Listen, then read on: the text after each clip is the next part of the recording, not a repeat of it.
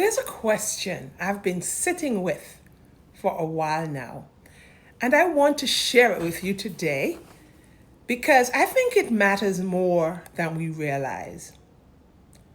Have we as a society made comfort an idol? And I want to be clear about what I mean because I'm not talking about rest. Rest is good, peace is a gift. I'm not sitting here telling you that joy and ease are somehow wrong. But there's a difference between receiving rest and organizing your entire life around the avoidance of anything hard. And I think that's where a lot of us have quietly landed. Think about it for a moment. We don't like silence. We don't like to wait. We don't like to be hungry or bored or uncertain or lonely. We resist discipline. We resist emotional discomfort. And life for many of us has become one long effort to make sure we never have to feel uncomfortable for very long. And if possible, never. And I want to say up front, I am not outside this conversation. I'm in it. I see this in myself too. But here's what I keep coming back to. We say we want to heal, but we don't want to change. We want strength without resistance. We want faith without uncertainty. We want growth without suffering. And yet, if we stop and really think about it, almost everything meaningful in life arrives with some degree of discomfort attached to it. Muscles don't grow without resistance. That's not philosophy, that's physiology. Character gets forged through testing. Faith deepens precisely when outcomes are uncertain. And even in medicine, we know that the body has to undergo a degree of stress adaptation in order to get stronger. There is no other way. But as a culture, we seem to be moving in the opposite direction. Food arrives instantly. Entertainment is always available. Distraction is everywhere. And the moment we feel sad, anxious, lonely, or bored, we immediately reach for something to make the feeling stop. I wonder sometimes whether in moving or removing every source of discomfort, we are also removing everything that builds resilience, because discomfort is not the same thing as injury. It's not damage. Sometimes it's the doorway to transformation. The pressure is the process. I think about this in my own life. I'm 70 years old. I strength train.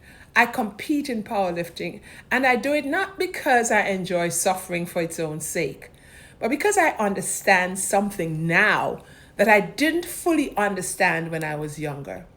Avoiding discomfort will weaken you. And the reason so many people don't see it is because the process is gradual. It doesn't happen overnight.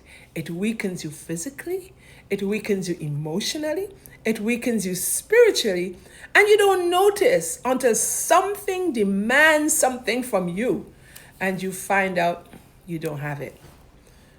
I sometimes wonder whether the epidemic of chronic illness, fragility, anxiety, and despair that we're living through is at least partly connected to the fact that we have lost our relationship with healthy struggle.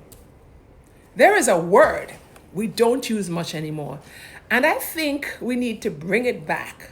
The word is idolatry. And we tend to think of that as something ancient, something primitive, people bowing down to statues. But idolatry is simply this: turning to something other than God to do what only God can do. And I wonder if comfort has become exactly that for us. Not just a preference, not just a habit, but the thing we run to when life gets hard, the thing we trust to make us feel safe, to make the pain stop, to tell us everything is going to be okay. And here's the problem with that. Comfort can give you relief, but it cannot give you peace. It cannot give you purpose. And it absolutely cannot give you the kind of strength that holds when everything falls apart. When I read Romans 5, I see a sequence that our culture has completely inverted. Suffering produces perseverance. Perseverance produces character. Character produces hope.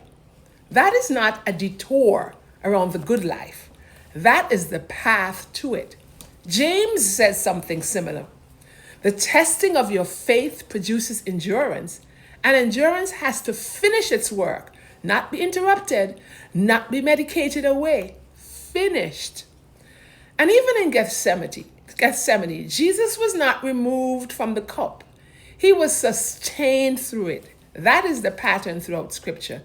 Not escape from difficulty, but the presence of God inside it. So I'll end here. Not with a cultural observation, but with something I believe to be true at a deeper level. We were not built for endless comfort. Not because suffering is good in itself, but because we were built for God.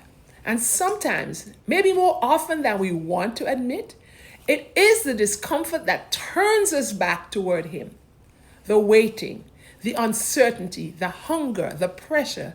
These are not only the things that build resilience, they are sometimes the very conditions under which we finally stop reaching for everything else and reach for the one we were made for.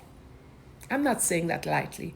I've lived long enough to know that ease can be a kind of spiritual anesthetic. It numbs you. And some of what we're calling self-care, some of what we're calling rest, may actually be a slow drift away from the life we were made to live. Resilience is built, faith is tested into strength, and the path through has always looked harder than the path around.